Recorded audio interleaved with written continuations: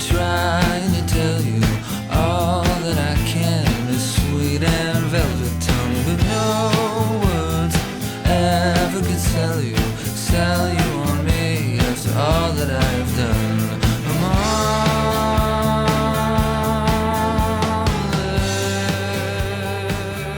Rufus Wainwright is an American singer-songwriter and composer of operas. He is the son of Loudon Wainwright III, who was, maybe still is, a singer of mostly comic songs, also known for being the singer of the theme tune from MASH. And his mother was Kate McGarrigle, who was one of the folk duo Kate and Anna McGarrigle.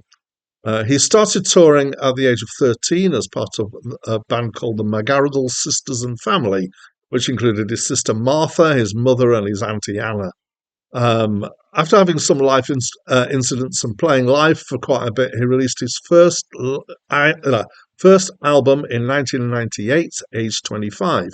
He's released 10 more albums since then. He's written, I think, 2 operas, and he has performed at the BBC Proms. Hi, my name's Dan. So this was the 4th album by Rufus Wainwright, and it's part of a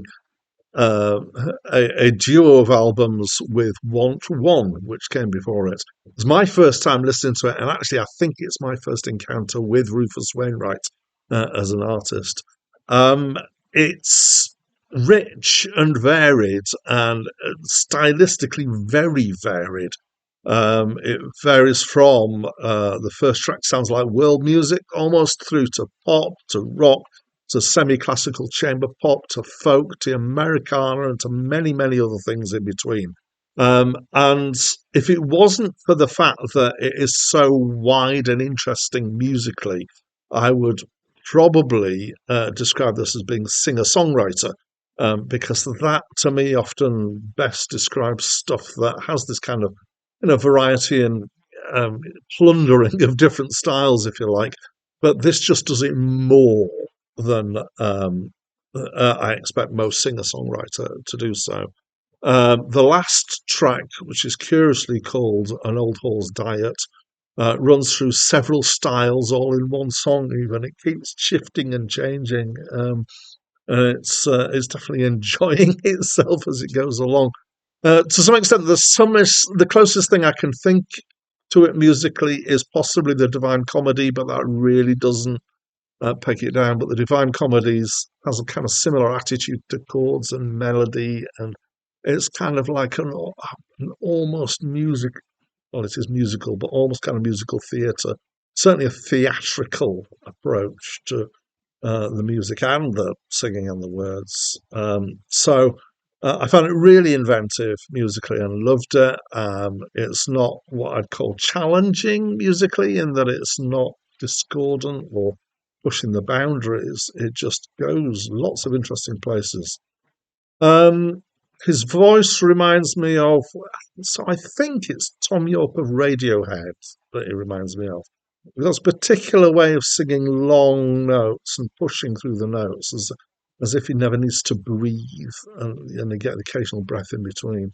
It's a rich and quite expressive voice, almost a bit operatic at times. Great control, nice feel to the voice. So the end result is, it's good. So as I'm doing this list, I always think that I'm kind of reviewing an album and then doing another album, moving on. I keep constantly moving on through different albums.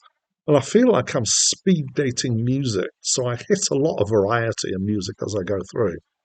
This album feels a bit like that in miniature, is that each track is quite different stylistically. There's a dramatic list of different styles here.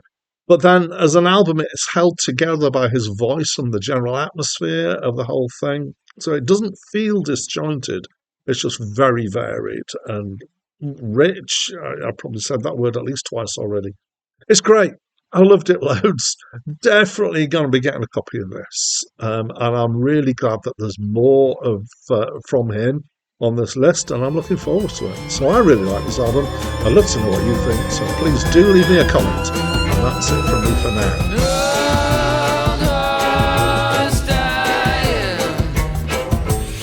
gets me gone in the morning. Ain't nothing like it. Gets me